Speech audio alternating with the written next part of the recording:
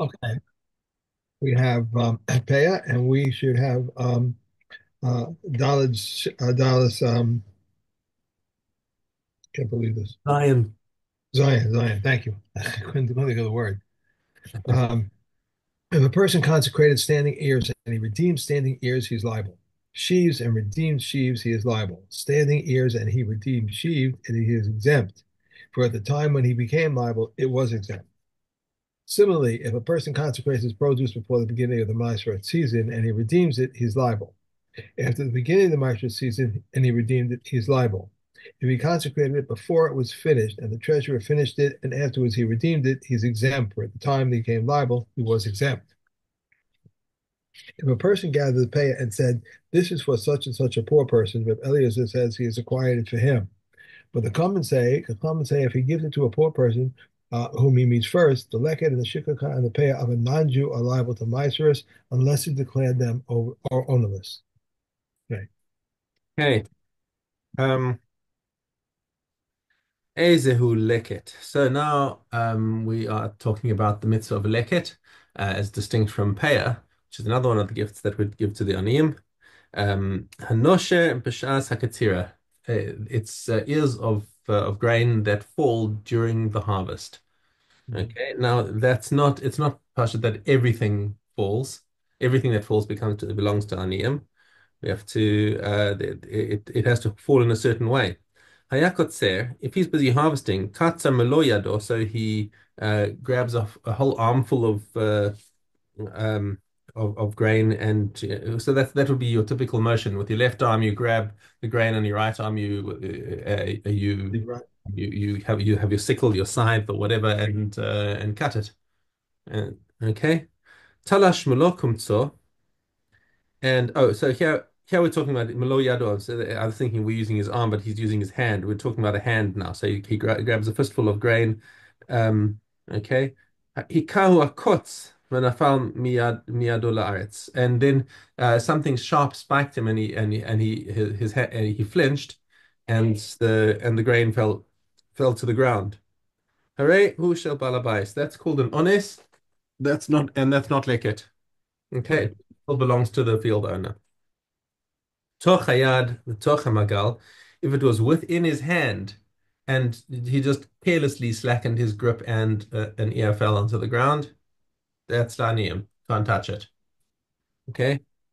Achar hayad, achar magal, if it was outside of his grip, he just didn't get a firm grip on it after it was harvested.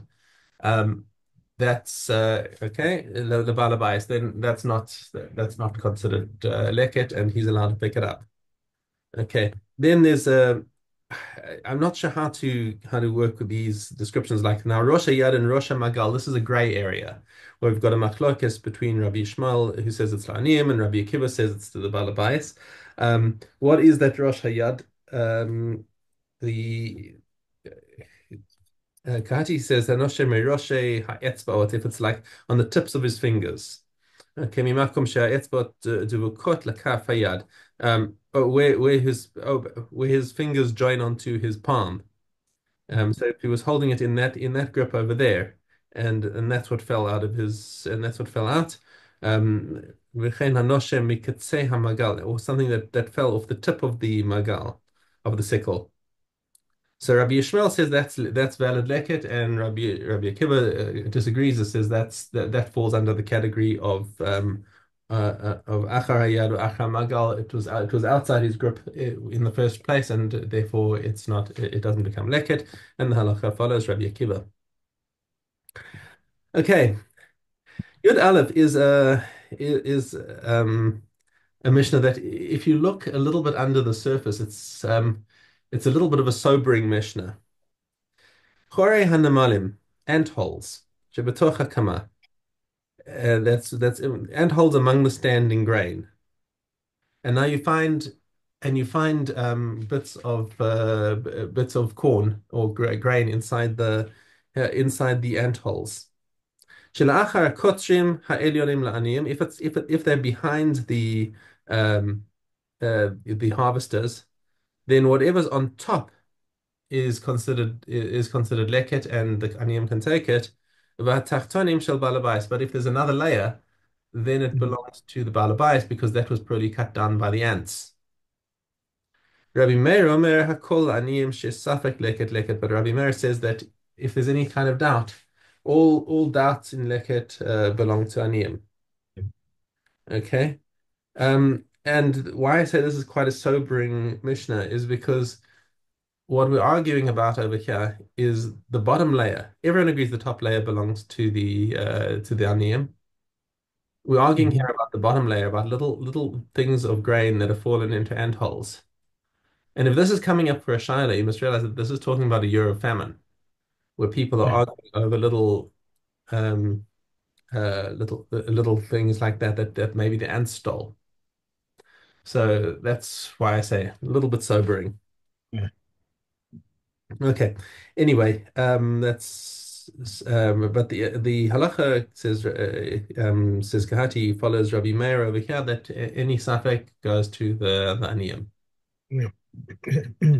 Okay. Gadish she lo lukat tachtav. So what happened was that he made the balabais was negligent and formed a and there was leket on the ground, and the harvesters were negligent. They weren't taught properly how to do things like this. So there was leket lying on the floor, and they said, forget the leket. Let's just put all the stuff on top. So they make a big grain. They make a big pile of produce on top of the leket.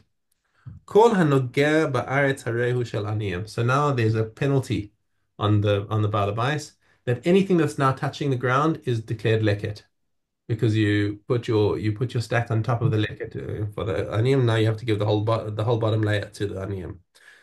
Okay, but what happens if it was an accidental thing? If the wind came and whipped up the actual produce, you made a nice valid stack of produce, but there was still leket lying in the field, and the wind came and blew them all together and mixed them up. Mhm. Omedim osa kama leket hi re'uya la'asos. Then you have to just take an assessment, and I guess you need an expert to come and tell you, well, how much leket would normally happen in a harvest like this. V'nosen la'aniyim. Then he takes from his pile and gives that to the aniyim and says, okay, I don't know where your leket went, but this should substitute for it. Rabban Shimon ben Gamliel Omer nosen lanim bichdei nefila. He has a different assessment of how to estimate that kadei nefila, that the shear of leket that normally falls. Um, what's the difference between the two? Uh, כמה leket שיכול להיות. Um, It says here that Hagra explains that the first Tana holds that they may assess how much leket the field yields, whereas Rabbi Gamil says the assessment is based on the amount that falls in most fields, which is 4 calves per core. Okay. So there's a ratio. Okay, so he has a regular percentage Mhm. of how much normally falls during harvest. Okay, okay, Okay. that's it. Um, Go back to Peah. base. Okay, base. No, what do you want? What are you doing? I'm busy here. Get out of here. Uh, All day long. The water conduit cannot be reaped as one. Rabbi Yehuda says it forms a division. And all the hills that were dug with the Madoc, even though the cattle cannot pass with his implements, he gives pay for the client. Go. Come on. Okay. He gives pay for the whole. Um, Everything forms a division for seeds, but only a fence forms a division for trees. And if the branches are intertwined, it does not form a division, and one gives pay for the whole. And for the carob trees, whichever see one another, Rabbi Gamliel says, in my father's house, they used to give one pay for the olives that they had in each direction, and one for the carrots which saw another one. Rabbi Eliezer ben Zadok in the said in his name, even for the carobs which they had in the entire town. Okay. I'm going to just put this little guy down here a second. No, come over here. Come over. Be good. Be good. Come on. I'll hold you later, okay? Good boy.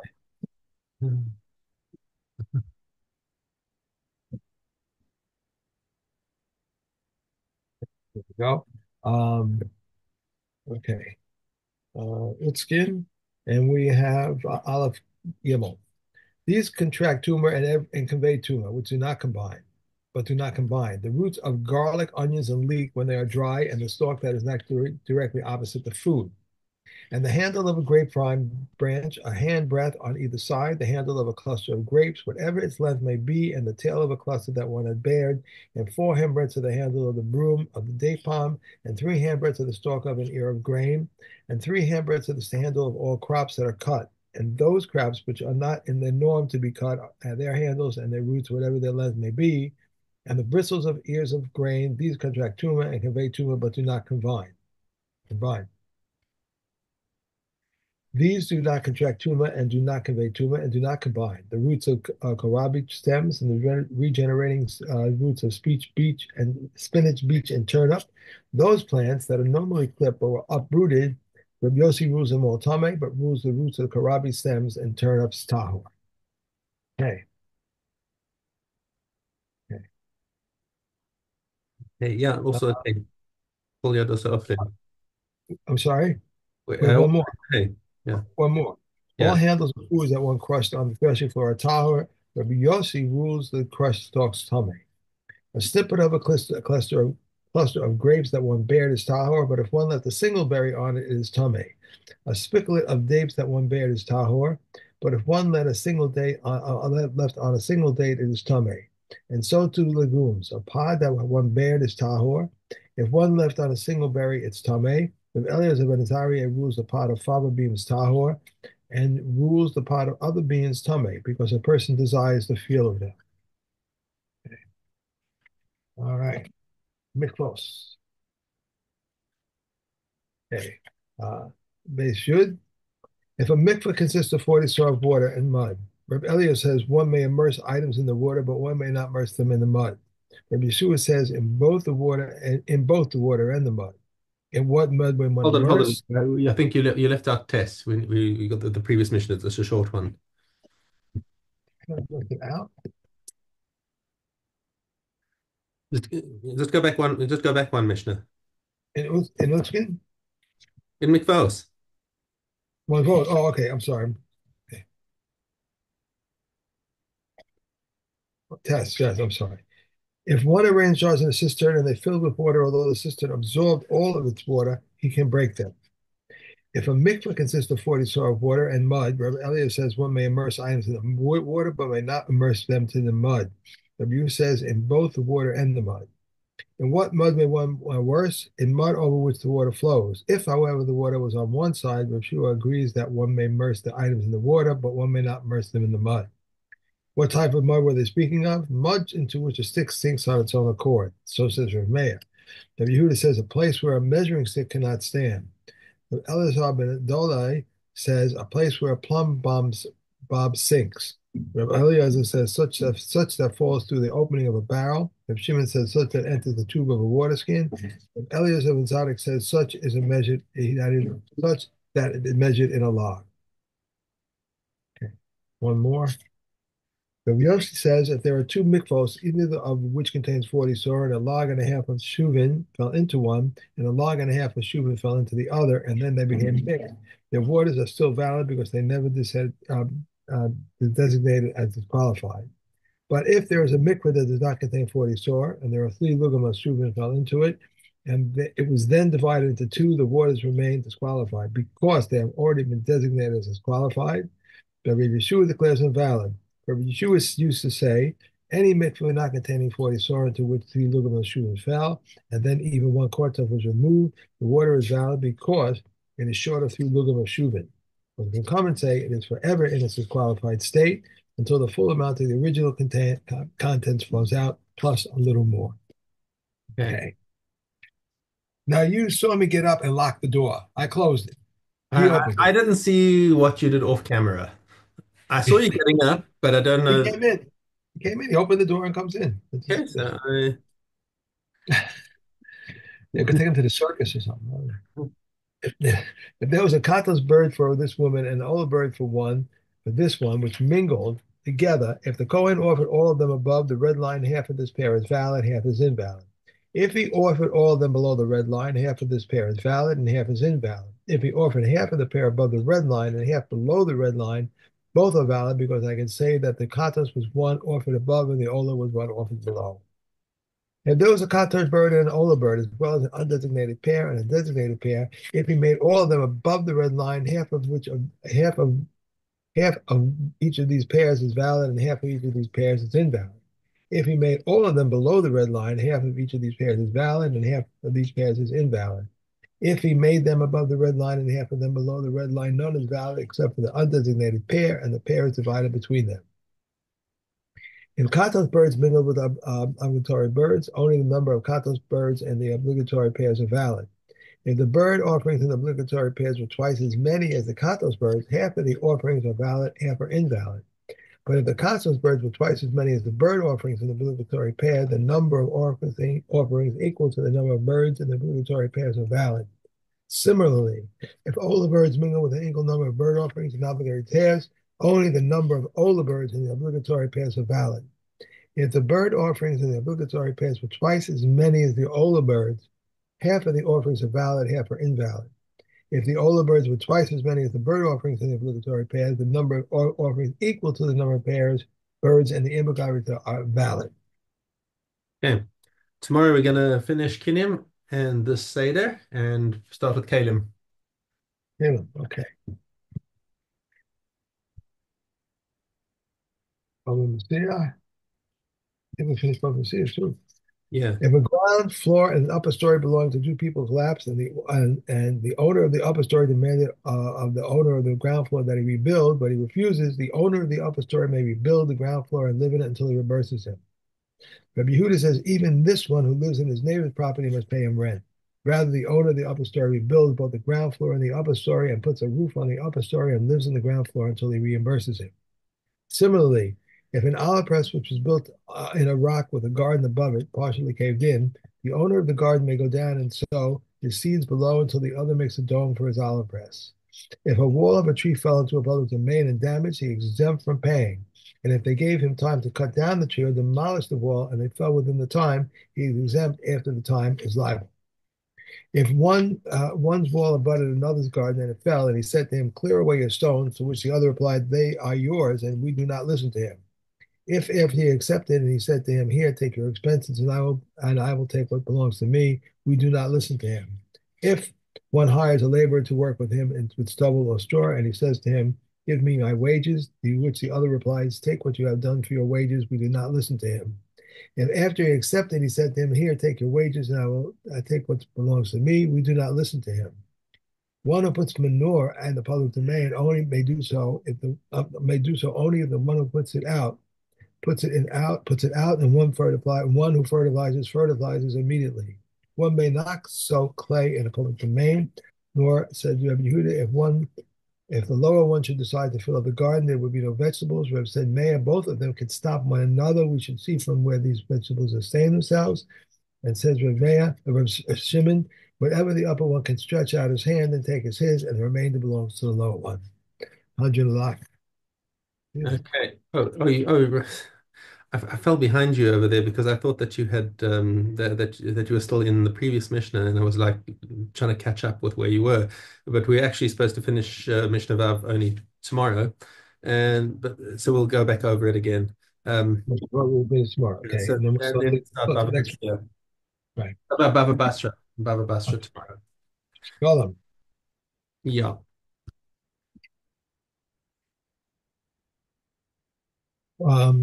Dalet Aleph. With what did they do with the truma? With it, they would purchase daily offerings, additional offerings, and they mischach them. The owner, Omer, the 2 loaves, and the pot of bread, and all the public offerings. Those who watch over the aftergrowth of the Shemitah year receive their wages for the funds withdrawn from the treasury chamber. The Josi says also one wishing to may volunteer as an unsalaried watchman, and they replied to him, "You too admit that they must come from public assets." The he goat, which is sent to Azal, and the strip of red wool are purchased with funds withdrawn from the treasury chamber.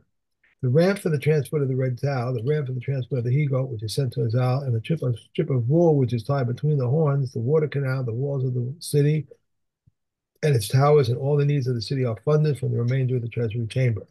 Abba Shaul says the Kohanim Gedolim built the ramp for the transport of the red cow from their own funds. What did they do with the surplus of the remainder of the treasury chamber? With it, they would purchase wines, oils, and fine flour, which they would subsequently resell. The profits accruing to the temple. These are the words of Israel. Rabbi Kiva says, investments may not be made with that which belongs to the temple, nor with funds collected for the poor. Okay. Okay. Okay. Good. Okay. So tomorrow we saw Caleb, And and right. Have a great day. Enjoy. Thank you. Thank bye. you.